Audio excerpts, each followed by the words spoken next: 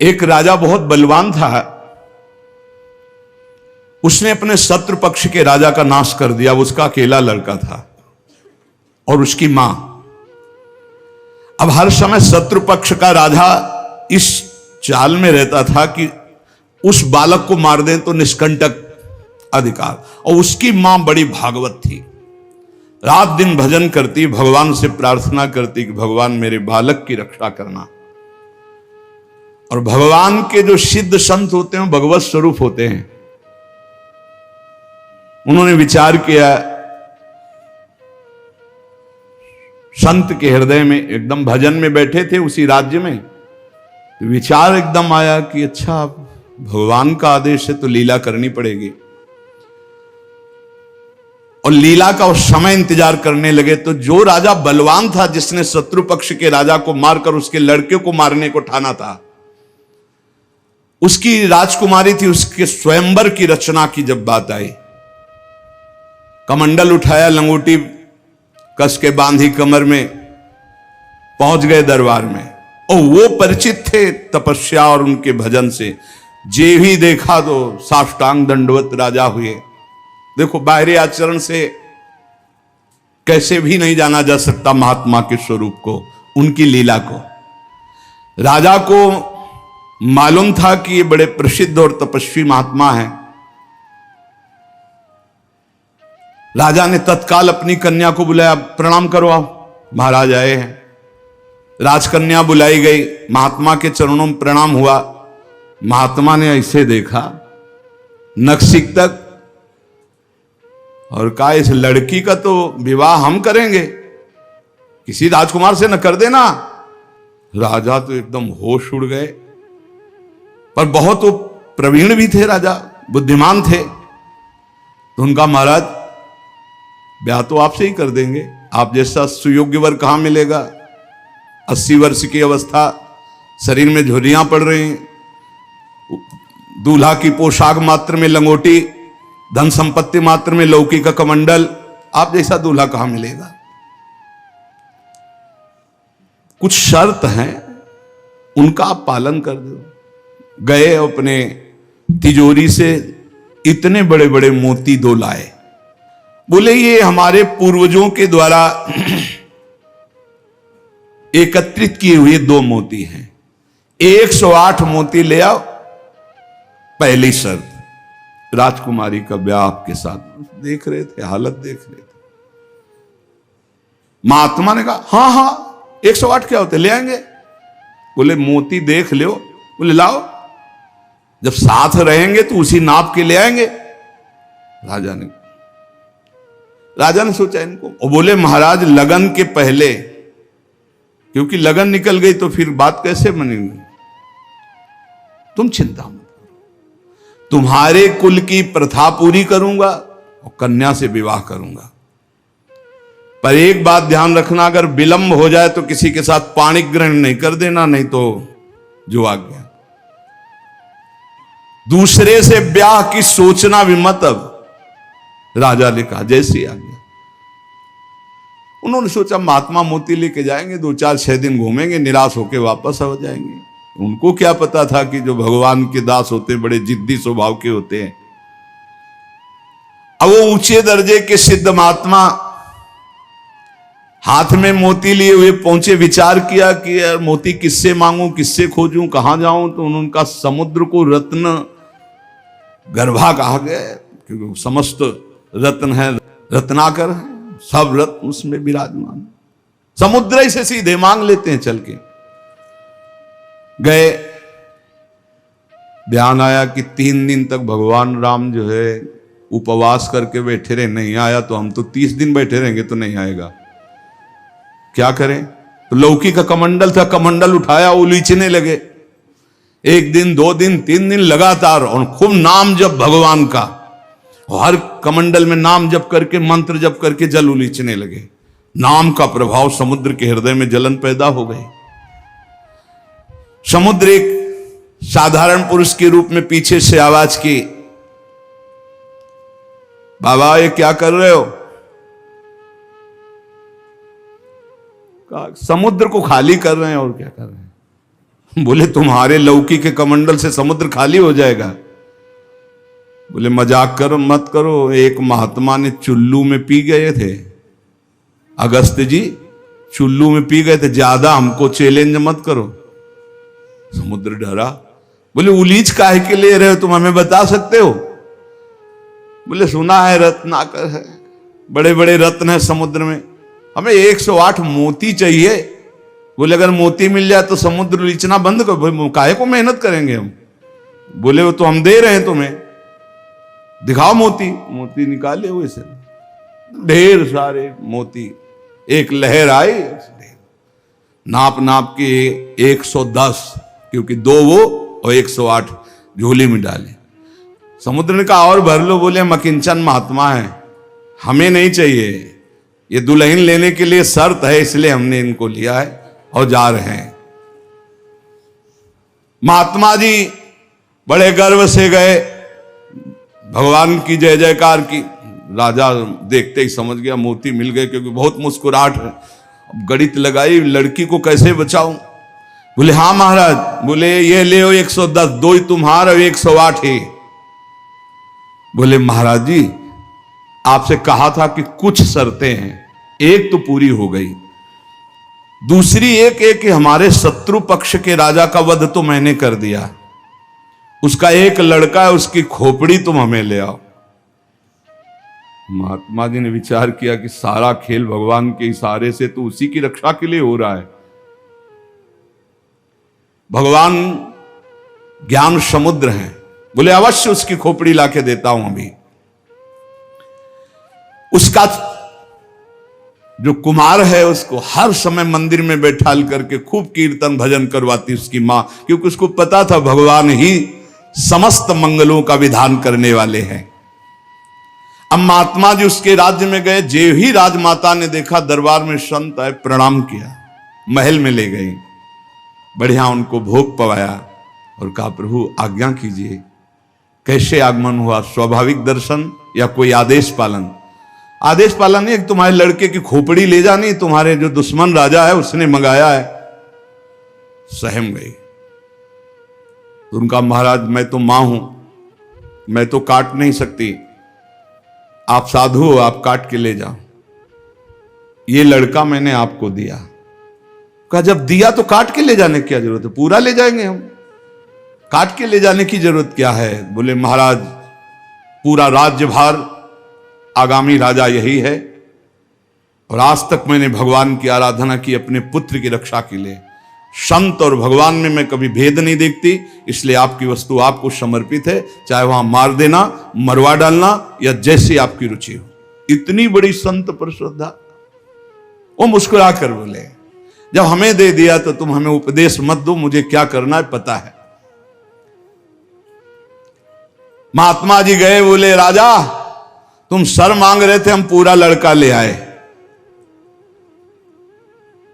पर ध्यान रहे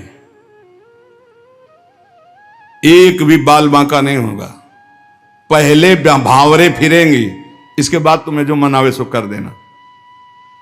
राजा ने बहुत खुश हुआ, बोले बंदी नहीं, बिल्कुल ऐसे ही राजकुमार की तरह बैठा लो, हमारा ब्याह हो जाएगा, हम दुल्हन लेके चले जाएंगे, फिर तुम्हारा जैसा मनावे वैसा करो।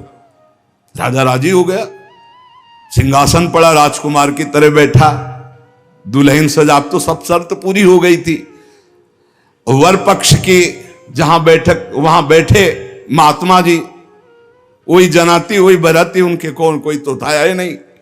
महात्मा जी विवाह मंडप के नीचे बैठे हैं, आचार्य आए, पूरा दूल्हा भेष सजाया गया महात्मा जी का, लंगोटी में, केवल लंगोटी कमंडल, संत की लीला। कन्या आई, महात्मा ने कहा रुको, एक बार देखा तुम्हारे योग्य नहीं हो, हे राजा ये तुम्हारी लड़की हमारे योग्य नहीं है। तो महाराज आप ही बोले थे, मतलब अब बेइज्जती तो मत करो, बिल्कुल भावरे पड़ने वाली। लड़के की तरफ देखा, हे यहां खड़े हो बगल में, ये योग्य है, तुम्हारी लड़की की एक, चुप, ब्याह कर इसके साथ, तुरंत अपने तपोबल से उस लड़के का ब्याह करा। बोले सौभाग्य हो गया, जाओ। मां ने आराधना किस बात की थी कि दुश्मन राजा कहीं हमारे पुत्र को ना मार दे, और ये आदेश भगवान ने संत को दिया। तो इतनी बड़ी लीला संत ने रची, और उस राजा से कहा होश में तुम्हारी बेटी का सुहाग है, पूरी सुरक्षा उस राज्य की भी तुम्हें करनी, और अगर हमें सुनाई दिया किसी भी तरह का विरोध, महाराज। कभी कभी भगवान की आज्ञा से संतजन कुछ ऐसी लीलाएं करते हैं जिन लीलाओं को बाहरी आचरणों से आप जान ही नहीं सकते कि मामला क्या है। तो कह रहे हैं कि बाहरी जो लीला है वो तो कोई नाटक का पात्र भी कर सकता है, लेकिन संतों की लीलाओं को बिना भगवत प्राप्त कोई जान नहीं सकता है। हमारे ग्वारिया बाबा वृंदावन के सेवा कुंज गली से मस्ती से में चले आ रहे हैं, यार की मस्ती में। सामने से कुछ बंगाल से एक परिवार आए हुए थे दर्शन करने, उनके साथ लड़की को देखा। 70 वर्ष के होंगे बाबा, ग्वारिया बाबा। बिरज गए, बोले नहीं हम इससे ब्याह करेंगे। हर बंगाली बोले कैसे करोगे तुम ब्याह, बेटी हमारी हम ऐसे। बोले नहीं। अब तो आवाज हुई तो सब ब्रजवासी इकट्ठा हुए। ब्रजवासी हंसने लगे क्योंकि जानते थे बाबा सिद्ध है और बालवत उनका व्यवहार। बोले लेंगे, दुल्हन लेंगे, इसी के साथ विवाह करेंगे। बंगाली ने कहा तुम चीता में भरो, जहां भरो, हम अपनी बेटी का ब्याह तुमसे। तो बोले नहीं करेंगे। झगड़ा शुरू। ब्रजवासी बंगाली से बोले भैया तुम नहीं जानते, ये सिद्ध महापुरुष है, एक बार हां कर दे, नहीं ये जल जाएगा बाबा। बोले अगर कुछ भी हो तो हम लोग हैं, तुम चिंता मत करो, एक बार हां कर दो। उनको समझाया, अलग ले जाए। बोले बाबा ब्याह के लिए तैयार है। बोले तैयारी की जाए। वो तो घबरा रहा है। ब्रजवासियों का बाबा पूरी तैयारी है, बस तुम अपनी तैयारी कर लो दूल्हा बनने की। यार नहीं इच्छा तुम्हारी? नहीं। बोले हमारे यार की इच्छा नहीं। चलिए। संतों की बाहरी लीलाएं ऐसी, जो सिद्ध पुरुष होते हैं उनको लोक व्यवहार की, क्योंकि वो अब सबको भगवत स्वरूप देकर एक आनंद लीला उनकी चलती रहती है। तो कह रहे कि नाटक करना गंभीरता का, ये सब ये तो नाटक पात्रों में हो सकता है, लेकिन भगवान के संतों की अभिनय की बुद्धि नहीं होती, वो स्वाभाविक भगवत प्रेरित लीलाएं उनकी होती रहती। बोले मिताहार, आधा किलो देसी घी, किलो 1.5 किलो रबड़ी, आधा किलो 1 किलो दाल सब्जी, ऐसी रोटी बीता से ना पी जाए। जब कोई देखे है चल उधर देख, अब प्रसाद पाए। संतों की तो लीलाएं जान नहीं सकते। 10 ग्राम संख्या एक बीजा में मर जाए। जो भगवत प्राप्त महापुरुष है उनकी अलग अलग लीलाएं होती हैं। इसलिए कह रहे जो सिद्ध पुरुष है उनको बाहरी आचरण, अगर वास्तविकता आपको देखनी साधुता की तो मुमुक्षता में देखिए, या जो साधक तन्मयता पूर्वक भजन में लगे उनको देखिए। सिद्ध पुरुषों से आप पहचान नहीं सकते कि किस कोटि के महापुरुष है। संत आंतरिक क्षमता से युक्त होते हैं। क्या भक्ति से ऐसी ऊंचाई प्राप्त होती? ज्ञान से और भक्ति से, दोनों से ऊंचाई प्राप्त होती है। या कोई ज्ञान मार्ग का उत्तम पथिक या भक्ति मार्ग का उत्तम पथिक। अज्ञानी पुरुष तो प्राप्त समझ ही नहीं सकता संत महापुरुषों की चेष्टाओं को। तो क्या अपने को सबसे श्रेष्ठ समझते हैं संत? नहीं नहीं नहीं, सबको अपने से श्रेष्ठ समझते हैं भक्ति के संत, और सबको आत्मस्वरूप समझते हैं ज्ञानी संत। अपने से सबसे श्रेष्ठ समझते हैं भक्त सिद्ध संत। सो अनन्य गति जाके असमति न टरे हनुमंत, मैं सेवक सचराचर रूप स्वामी भगवंत। मैं सेवक हूं, चराचर जगत मेरे भगवान का स्वरूप है, ये सिद्ध भक्त का। और जो ज्ञानी होता है वो सर्वम खलमिदम ब्रह्म, वो ब्रह्म स्वरूप अपने आत्मस्वरूप का अनुभव करके नानात्व का विस्मरण कर देता है। भक्त समस्त विश्व के लिए भजन करता है। देखो साधक अपने लिए भजन करता और सिद्ध किसके लिए भजन करता? विश्व के लिए। सिद्ध पुरुष का तन मन और भजन, ये प्रत्येक चेष्टाएं जगत मंगल के लिए होती है, उनका अपने लिए कुछ नहीं होता। जैसे साधक परेशान रहता, मेरा कल्याण हो जाए, उसके लिए भजन साधन कर, सिद्ध पुरुष का नहीं। उसकी सारी भजन साधन की चेष्टाएं, सब जितना दिनचर्या है वो जगत मंगल के लिए होता है। सब पूरे संसार को देते रहते, तुम्हारा मंगल हो, तुम्हारा कल्याण हो। उनके पास कोई चीज नहीं रहती, कोई चीज नहीं, सब पर भगवान का अधिकार, सब भगवत स्वरूप जगत, इसलिए अपना कुछ नहीं। बड़ा ऊंचा भाव होता है भक्त का, जो सिद्ध महापुरुष होता है। जब तक देखो संतों की चेष्टाओं को नहीं जान पाओगे, उनका जो भाव होता है बड़ा विचित्र होता है। एक नाव में बहुत से लोग बैठे हुए थे, संत भगवान भी बैठे हुए थे, आराम से नाव चली जा रही थी, सब इधर उधर की बातें कर रहे थे। संत तो एक उन्मत्त अवस्था में। नाविक ने कहा सावधान, नाव भंवर में फंस रही है, अब डूबने वाली है। संत भगवान का कमंडल था, फौरन ढक्कन हटाया और भर भर करके नदी से पानी नाव में डालने लगे। अरे वो ये क्या कर रहे हो, किसी के नहीं सुन रहे थे। 10-12 कमंडल तो डाल ही चुके थे। इतने में नाविक ने कहा भगवान की कृपा से नाव भंवर से निकल गई, बचने का संकेत है। जो कमंडल से डाला था बाहर फेंकने लगे। सबने पक्का समझ लिया, जब डूबने वाली थी तो नदी से पानी डाल रहे थे, और जब बचने वाली है तो नाव से बाहर डाल रहे थे। वे पागल दिमाग के हैं, लेकिन वो नाविक बहुत से संतों को पार किए थे। तुम मत करना ऐसा, ये सिद्ध पुरुषों की बात कह रहे हैं। हाँ, जो कि हम भी सिद्ध ही दिखाने के लिए ऐसा कुछ करें तो पिट जाओगे। वहां सिद्धों की एक अलग भागवतिक महिमा भी होती है। बाहर गए तो सब चले गए थे, उसके बाद साष्टांग प्रणाम किया। नाविक ने कहा महाराज जी, इतना तो आप कृपा करके बता ही दीजिए, क्योंकि मैं प्रायः संतों को यहां से पार करता रहता हूं, तो संत कृपा हम पर है। आपके देखने से लगता है कि आप भजन में उन्मत्त रहते हैं। फिर आपकी ये चेष्टा मेरी समझ में नहीं आई। जब मैंने कहा नाव डूबने वाली तो आपने नदी से पानी इधर, और जब मैंने कहा बचने वाली तो नाव से नदी में डालने लगे। इसका मतलब क्या था?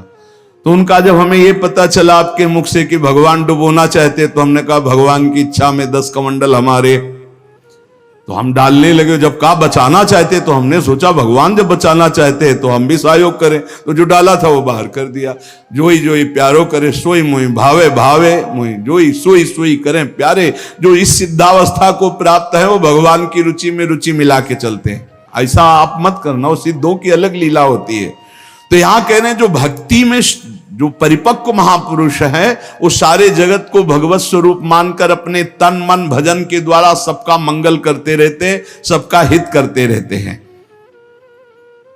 संतों में भागवती का आवेश होता है, वो बनावटी नहीं होता, भागवती का, उससे जगत मंगल होता रहता है। बनावटी खूब गड़ छोल करके वचन बोलना, खूब लच्छेदार भाषण करना, ये तो बुद्धि की दरा से हो सकता है। लेकिन जो संतों में एक भागवतिक होता है, उसी से जगत मंगल होता है, उसी से जन कल्याण होता है। उसमें टुटका और जंतुर और कलावा और राख हो, इनकी कोई जरूरत नहीं होती। उनकी दृष्टि मात्र से, वचन मात्र से जगत मंगल होता है। मुद मंगलमय संत समाजू, जो जग जंगम तीर्थ राजू। चलते फिरते साक्षात तीर्थराज हैं, जो दरस परस अघनाश बास निज संग करो दिन। जिनके दर्शन मात्र से, स्पर्श मात्र से बड़े बड़े पाप नष्ट हो जाते हैं, ऐसे भगवान के प्रेमी संत जन होते हैं। तो क्या जैसे अज्ञानी मनुष्य को देह में ममता होती है, आसक्ति होती है, वैसे क्या संतों को भी अपनी देह प्यारी होती है? वैसा कि मैं पुरुष हूं और ऐसा अभिमान होता है? बोल के बिल्कुल नहीं। विशुद्ध ज्ञान और विशुद्ध प्रेम में मिट जाता है, बिल्कुल नहीं रहता। एक बार यही प्रश्न किया था एक भैरव सिद्ध करने वाले ने आद्य गुरु भगवान शंकराचार्य जी से जाकर कि आपका ब्रह्मबोध होने के कारण शरीर से कोई राग नहीं है? बोले नहीं। बोले हम आपकी गर्दन उतार के ले जाए, हमारी भैरव यज्ञ पूर्ण हो जाएगी तो मैं सिद्ध हो जाऊंगा, क्योंकि आपको शरीर से कोई राग तो है नहीं, मिथ्या है आपकी दृष्टि में। बोले पक्का। पर अभी जो उतारोगे तो शिष्य लोग हैं, ये तुम्हारा हित कर सकते हैं। कल 4 बजे आना, यहीं पीपल के नीचे मैं ध्यानस्थ होऊंगा, सर उतार ले जाना। वो 4 बजे आया अस्त्र लेकर, तो स्वामी नरसिंहाश्रम जी महाराज गंगा स्नान कर रहे थे। एकदम आवेश आया, हुंकार भरी दौड़ते हुए आए, और वो पहुंच भी नहीं पाया था, उठा के पटक दिया और नाखूनों से उसे फाड़ दिया। फिर एकदम आवेश शांत हो गया। तब ये भगवद आवेश, ये जो बड़े महापुरुषों के चरित्र हैं, ये बड़े शिक्षास्पद भी होते हैं और ये अलौकिक भी होते हैं। कभी कोई महापुरुषों की नकल ना करे, हमारी प्रार्थना है, कभी नकल न करे कि हमारे गुरुजी ऐसे तो नहीं। जो गुरुजी के उपदेश है उनके अनुसार चले। बड़े सिद्ध महापुरुषों के बड़े विचित्र विचित्र लीलाएं होती हैं। महापुरुषों की बाह्य चेष्टाओं को बिल्कुल नहीं समझा जा सकता, इसलिए कभी उनकी परीक्षार्थ ये जांच न करे कि हम बाहरी आचरणों से उनको, हम आपको सत्य कहते, बड़े बड़े महापुरुषों से मिले, आप कदापि नहीं जान सकते, कदापि नहीं जान सकते कि ये किस कोटि के महापुरुष हैं, किस कोटि के महापुरुष है। बहुत बहुत ही बड़े बड़ों को संशय हो जाए कि ऐसा नहीं हो सकता।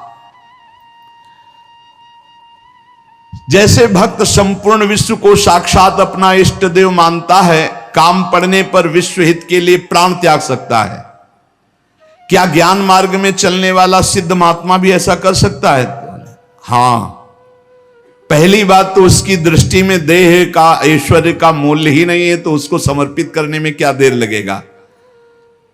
अतएव अगर सुख पहुंचाने की जरूरत पड़े जगत को, तो ज्ञानी महात्मा अपने प्राण दे सकता है, जैसे भक्त अपने प्राण दे देता है। क्या ऐसे सिद्ध महापुरुषों के आचरण अनुकरण करने चाहिए? हां, जो आचरण उनके उपदेश से मिलते हो। सच्ची मानिए बहुत मुश्किल है, जो बड़े महापुरुष, शुद्ध महापुरुष, भगवत प्राप्त महापुरुष है, बहुत मुश्किल है। क्योंकि जब तक शरीर भान रहता है, जब तक साधना रहती, तब तक आचरण आप देख सकते हो। बहुत सावधान, अगर वैराग्य देखना है तो साधक में देखिए, और तितिक्षा और ज्ञान मार्ग की चढ़ाई देख ली तो मुमुक्षता में देखिए। न ज्ञान सिद्ध और न भगवत भक्ति के सिद्ध महापुरुषों में आप उनको फिर पहचान नहीं सकते, फिर नहीं पहचान। बड़ा विचित्र खेल है। आचरण वही महापुरुषों के अनुकरणीय है जो उनके उपदेश से मिलते हों। केवल आचरण जो उपदेश से मिलते हो बस पकड़ लीजिए, उनके सब आचरण अनुकरणीय नहीं है। एक एक उनके आचरण आपको भगवत प्राप्ति करा सकते हैं, पर वो आचरण जो उनके उपदेश से मिलते हों, बिल्कुल आप लोग बिल्कुल समझ ही नहीं सकते हैं, नहीं समझ सकते। हमने देखा है महापुरुषों को, पर उनके साथ बिल्कुल ऐसे रहा जाता है जैसे बच्चा, बालवत। जैसे छोटा बालक घरौंदे बनाता है, खेलता है, कुछ मिनट में बिगाड़ कर चल देता है। महापुरुषों की बड़ी विचित्र गति होती, इसीलिए लिखा है मात संगस्तु दुर्लभ हो। फिर एक शब्द लिख दिया देवर्षि नारद जी ने, अगम्य हूं, आप निर्वाह नहीं कर सकते हो, अगर कर ले गए तो अमोघस्य, निश्चित भगवत प्राप्ति, निश्चित भगवत प्राप्ति। एक बार महाराज चक्रवर्ती सम्राट मरुत 100 यज्ञ का अनुष्ठान किया, और 100 यज्ञ करने वाला देवराज इंद्र का अधिकारी हो जाता है। जो पद है वो, देवराज इंद्र ने सोचा कि अब कैसे रोका जाए, तो उन्होंने वशिष्ठ जी से सीधे जाके, तो वशिष्ठ जी खड़े होकर आदर किए, क्योंकि त्रिभुवनपति देवराज इंद्र देवताओं के। देवराज इंद्र ने कहा हम यज्ञ के लिए तुम्हें आचार्य रूप में, तो उनका मरुत ने पहले मुझे स्वीकार कर रखा है क्योंकि मैं उनका कुलगुरु हूं। तो उनका मनुष्य की स्वीकृति से ज्यादा देवताओं की स्वीकृति होती है। मैं देवराज हूं, मैं आपसे निवेदन कर रहा हूं कि मैं आचार्य पद में आपको स्वीकार करता हूं, क्या यह शास्त्र सम्मत नहीं है? उनका ये तो शास्त्र सम्मत है, पहला अधिकार आपका ही है, आप यज्ञ भोक्ता देवता, इसलिए मैं स्वीकार करता हूं आपका आचार्य पद यज्ञ कराने मात्र के लिए। वैसे देवताओं की कुलगुरु तो भगवान बृहस्पति देव हैं। ईर्ष्या कि कहीं ये 100 यज्ञ पूरी न। अब महाराज मरुत को जवाब दे दिया कि हम नहीं करा सकते। संकल्प पूर्ति महापुरुष इस पर बहुत ध्यान देते हैं कि जो हमने नियम लिया उसकी पूर्ति हो। मरुत जी व्याकुल हो गए और संत सेवी थे। एक दिन देवर्षि नारद जी आए, भगवत प्रेरित। देवर्षि नारद जी से अपनी व्यथा बताई कि हमारा तो सर्वस्व लुट गया, हमारे आचार्य को ही देवराज इंद्र ने अपने पक्ष में कर लिया और उन्होंने मना कर दिया, अब हमारा संकल्प अधूरा रहे। तो बोले तुम्हें बताएं, एक महात्मा है जो तुम्हारी यज्ञ करा सकते हैं, इस समय काशी में है और उनका नाम संबर्त ऋषि है और वो बृहस्पति जी के भाई है, पर वो रहते हैं प्रच्छन्न वेश में, अवधूत वेश में।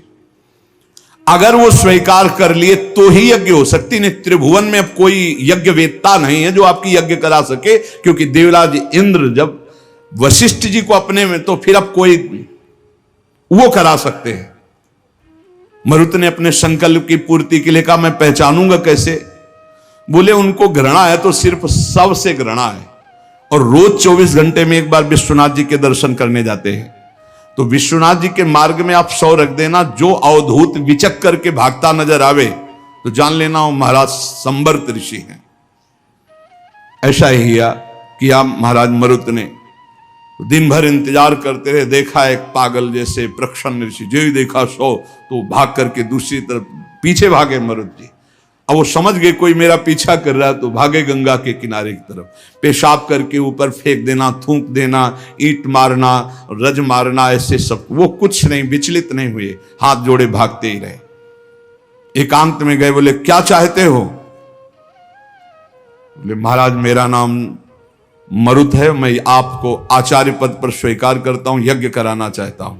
देख ले, समस्त देवता तेरे खिलाफ हो जाएंगे और अगर तूने मुझे फिर आचार्य पद से हटाया तो तुझे भस्म कर दूंगा। अगर मैं आचार्य पद पर बैठा रहा तो किसी भी त्रिभुवनपति की ताकत नहीं है कि तेरी यज्ञ में विघ्न पैदा कर सके।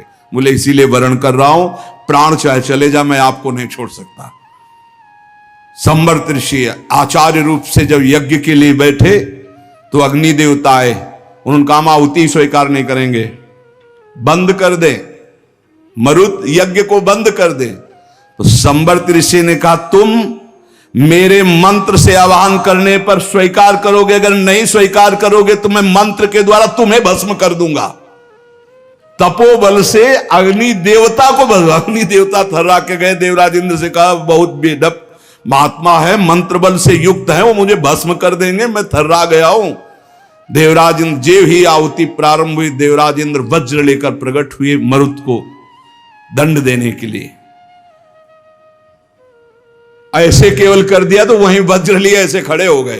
बोले जब तक यज्ञ होगी ऐसे खड़े रहोगे और जो आहुति दोगे हर देवता स्वीकार करे।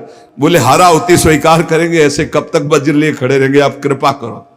तो जो भजन में डूबे हुए अवधूत कोटि के महापुरुष हैं, बड़ी अपार सामर्थ्य होती है, पर इनके बाहरी व्यवहार, बाहरी आचार ऐसे होते हैं कि जाना नहीं जा सकता। बाहरी व्यवहार, बाहरी आचरण संभाल संभाल करके साधक करता है, चाहे ज्ञान मार्ग का हो चाहे भक्ति मार्ग का हो। और जो भगवत प्राप्त महापुरुष हो गए अब उनको कोई फर्क नहीं। इसीलिए श्रीमद् सुधा निधि में एक श्लोक लिखा है, कर्माण श्रुति बोधितानि नितराम कुर्वन्तु कुर्वन्तु मां गूढ़ाश्चर्य रसास्त्रगादि विषयान गृह्णन्तु मुंचन्तु वा कैर्वा भाव रहस्य पारगमती श्री राधिका प्रेयसा। ऐसे उत्तम रहस्यमय भाव में डूबे हुए महापुरुष